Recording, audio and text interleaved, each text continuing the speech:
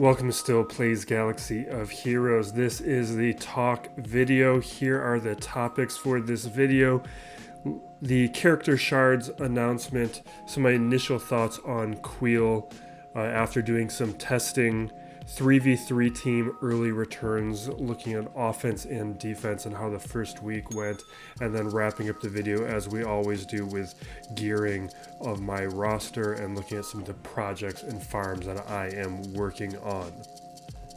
What CG announced today is a huge change in the shard economy within the game, where they are effectively doubling the rate at which shards drop from nodes, which is also going to double the rate at which you can farm up a character from 0 stars to 7 stars.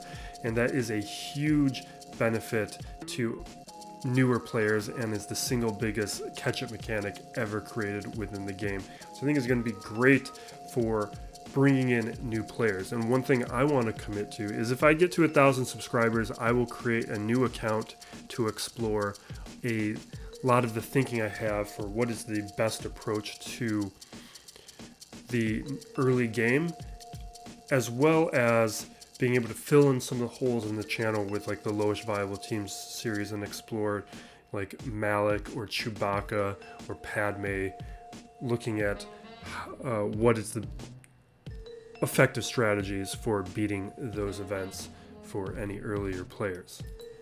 So as they get into the specifics of this, what this is affecting are basically marquee released characters, special characters that are like special currencies from territory battles or guild event stores, raid, journey guide characters. They aren't being affected. Basically any marquee character that has been around for over a year is going to have an accelerated drop rate. And any marquee character after they've been around for a year, so like Mon Mothma, 3 Baka, the Mandalorian characters, they will transition after a year into that accelerated rate. The one thing that they do highlight here is there is an issue with Bronzium data cards. This is a problem because they're talking about later in the post not affecting the current Shard Shop store economy. If they aren't addressing the Bronzium data cards, that is going to be affecting the Shard Shop store economy. Because for me right now, that is one of the most important resources for acquiring Shard Shop store currency. I'm hitting that store, I'm hitting the data cards on a regular basis to try and make sure I'm acquiring the shards I need to get gear and keep progressing my roster. And without that being addressed, that is a problem, and it feels to me that is going to decrease the overall amount of Shard Shop store currency that we have. They are claiming that they're going to explore increasing this rate in a future update. That really sounds to me, especially with like the wishy-washy way they're addressing it, one of the things that either takes CG forever to get around to, or something they might not ever get around to. And that's a problem, especially when they say in the very next sentence that they're modifying the shard shop to keep shard purchase ratios unchanged. That's not going to keep things unchanged. It's going to decrease. Other things to address are ships are not being affected by this, but they are doubling the value of a ship shard, or slightly more than doubled. It's one of those things that I want to think a little bit about or explore once the this update has been released into the game, because right now like Guild War currency, the Cantina store currency, I'm using those currencies on the ship shards, and I want to make sure that it's still the best use of that currency, which I'm not certain whether or not it is going to be.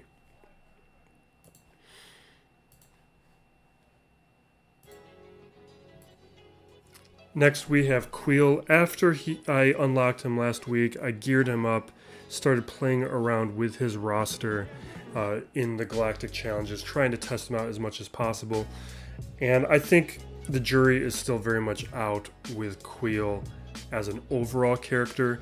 His Zeta Frontier Wisdom, this is going to be very powerful for Scoundrel and Droid characters just like 3Baka or R2D2. He can be plugged in with any of those characters and see a benefit, but that's more coming from the Zeta and not from his kit itself. As far as his kit and how he is contributing on his own beyond the Zeta, that I'm not really seeing, and it really seems like it's going to come down to the IG-11 synergies to really determine how effective this character is. And I'm really starting to wonder how the Mandalorian characters are going to work as a squad, especially because like Cara Dune right now really is existing on her own and doesn't really seem to have a huge home in terms of how she synergizes with the other Mandalorian characters. Because like you're going to have synergies between IG-11, Mando, Karga. Those characters are going to synergize because they're bounty hunters.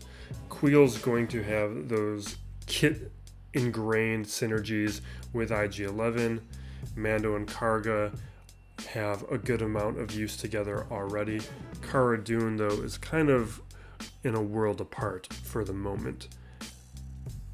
And we'll see how that turns out. It might turn out that she remains better on a Rebel squad than in a Mandalorian squad. So that's one of the things I'm keeping an eye out for. But the Zeta alone is very powerful, but he's not going to be contributing as much like where 3Baka has a ton of offense that he's also contributing. R2D2 also has a good amount of control and burning that he's contributing.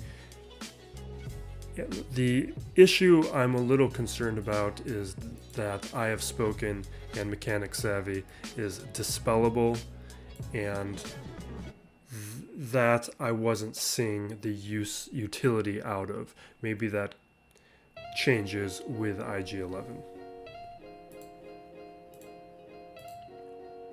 So I won my first week of 3v3. And here are the early returns I've been seeing on defense and the teams that I've been using. So some of these teams are kind of go-tos. This Newt Separatist team is my favorite variation on it. I don't think keeping Brood Alpha with the bugs does that much at this stage in the game, but it does really spice up this basic Newt and Dooku team. I've been seeing a lot of people putting like B2 with IG-100, or B2 with the Grievous and B1 instead of IG-100. You really need to have IG-100 in this comp in order to stealth Grievous and B1, otherwise you're not getting the benefit. You're not making the team as challenging as it needs to be. Otherwise, you can just ignore the other characters, focus down on Grievous immediately, and wipe them out. So that's one of the things I was seeing in my own opponents that I think is a little questionable.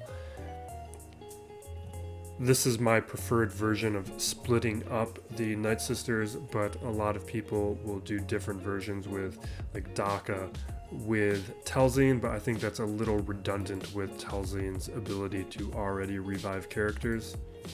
And then I like this ability to stack more of the damage with Daka and Ventress's synergy. Now, this Vader team here is a popular comp I've been seeing on offense. I used it on defense last week, and it's a little too early to tell, but I potentially think this might be a very nice defensive team. I mean, obviously it's very powerful. Piet and Vader have some great synergies already with Emperor's Trap, just ramping up Vader's damage. Short Trooper has that pre-taunt, and he can take the inevitable failure. What I saw this first week of Grand Arena was one person didn't even attempt it. Another person took a Gas and Kenobi team to take it out, which is great if they need to use gas up on Vader.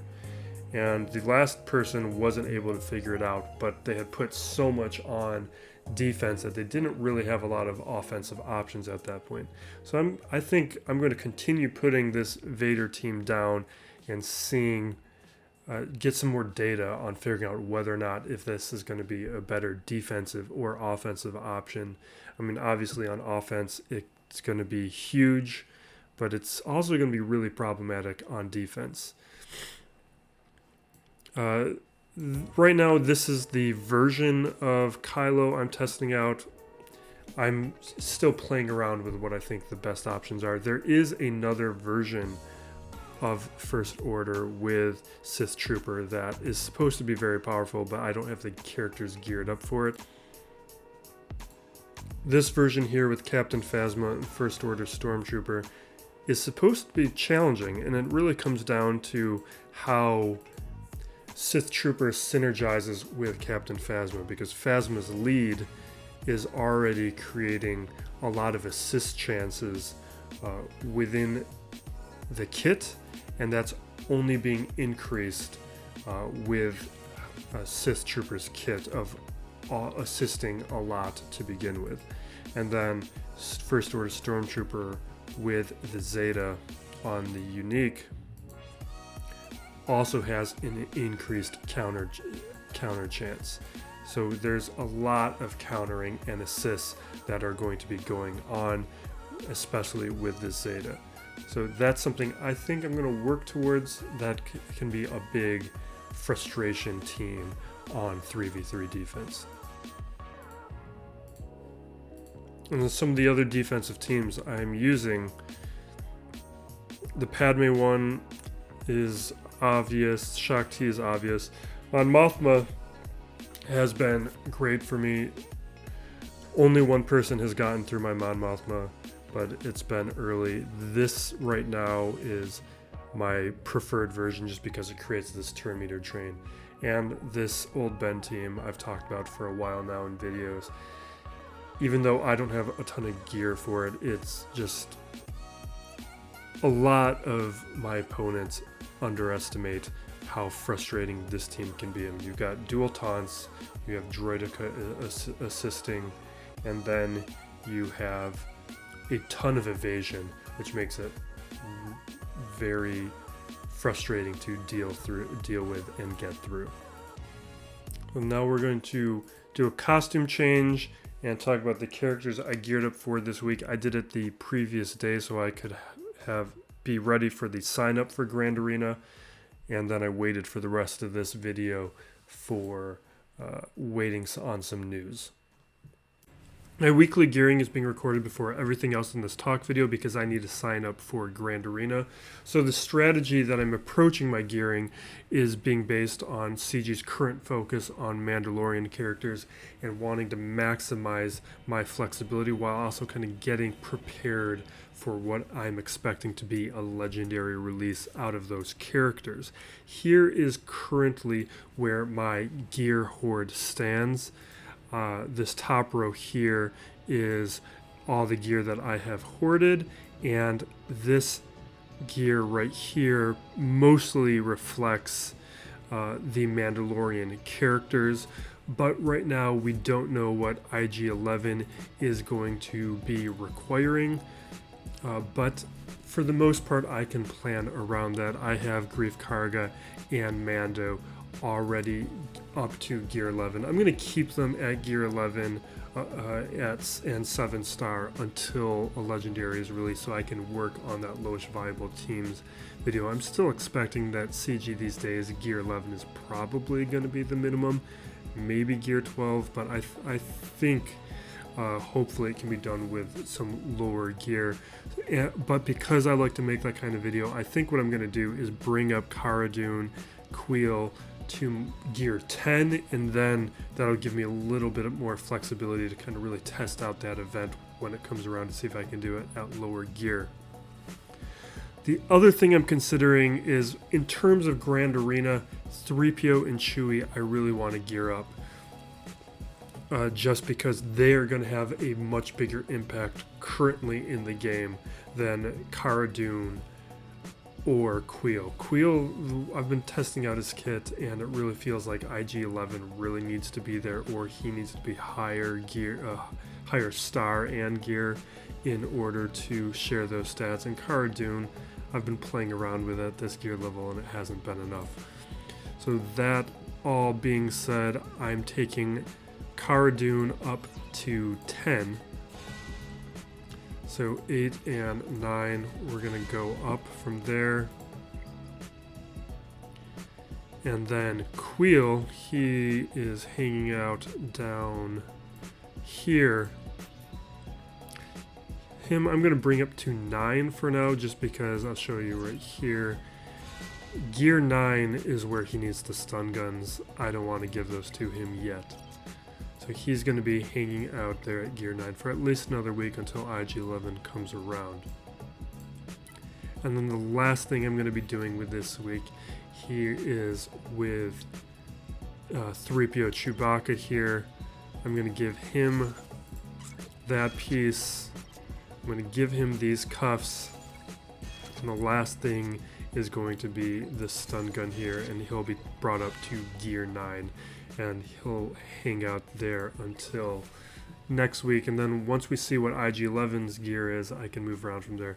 And really, I didn't use up too much of my gear except for those Carbantes, which if I'm just focusing on one piece, I can replenish those. But that's going to be it for this week. Kuiil does need his Zeta, but I'm going to wait for IG11 so I can test both those characters without their Zetas than with them. We're going to wrap it up there. The one thing I did mention earlier in the video is if I get 1,000 subscribers, I'll start a new account to explore some thinking I've been doing about the early game, and also to work on some additional lowest viable team videos that I can't currently work on because of how developed my roster is in certain places. The one thing I do want to explore though is if there's another way to optimize the development of your roster to hit certain milestones within the game, because the current logic that governs the farming strategies in the game are to work towards legendaries. Obviously that is good advice, but the one thing I think it doesn't really take into account is when certain game modes become available in the game. If players are able to hit like credit heists early enough, how are they doing in fleets?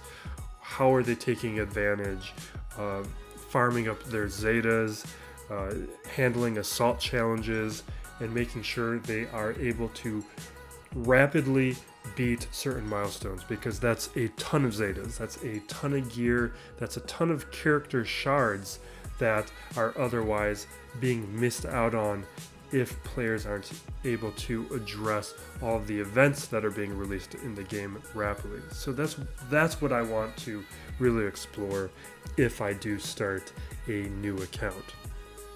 So we'll wrap it up there. Be safe out there, everyone, and be excellent to each other.